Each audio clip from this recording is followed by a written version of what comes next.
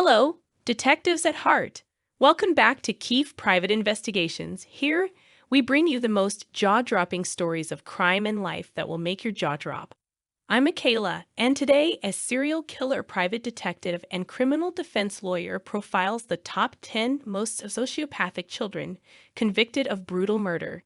Don't forget that, for top-notch private investigation services in Oklahoma, which you cannot get elsewhere, call Keefe at 405-435-8355. Before we go into details, remember to like, share, subscribe to our YouTube channel, and hit the bell for subsequent updates. Several resolved and unresolved murder cases. Some of the murder cases that have been brought to courts and the cases determined, we see that children were the perpetrators of this disturbing crime. Shortly, we will be talking about some sociopathic children that were convicted of murders. He was 14 years old when he was taken into custody. This was because his mother discovered a damp area beneath the bed when she visited him in his room. She observed the body tucked away beneath the edge, despite her initial assumption that there should be a break from the waterbed. It was home to an 8-year-old girl who had vanished from the neighborhood. In the inner area of Scotswood, Newcastle upon Tyne, an English woman named Mary Flora Bell killed 2 preschool-age boys in 1968 while still a minor. Bell was 10 years old when she committed her first murder.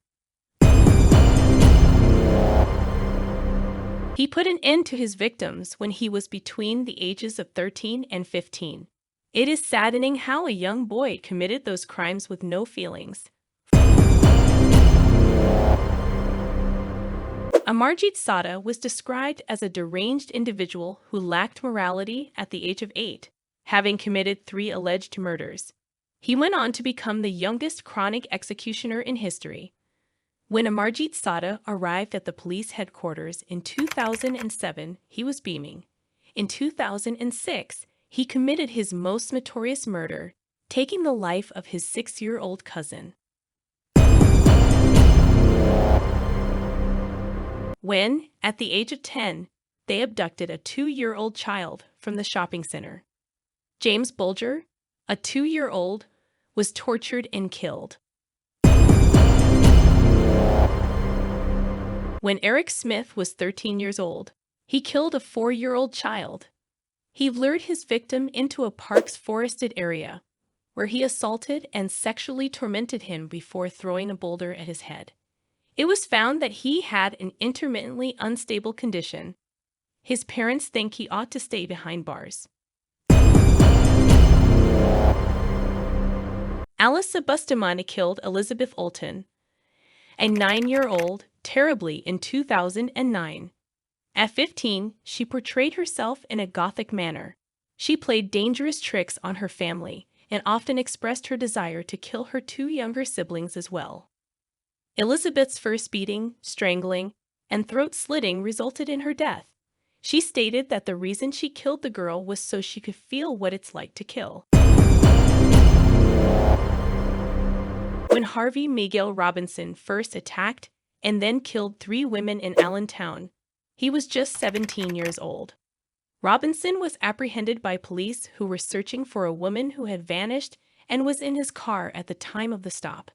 He intended to kill her when he got her back home.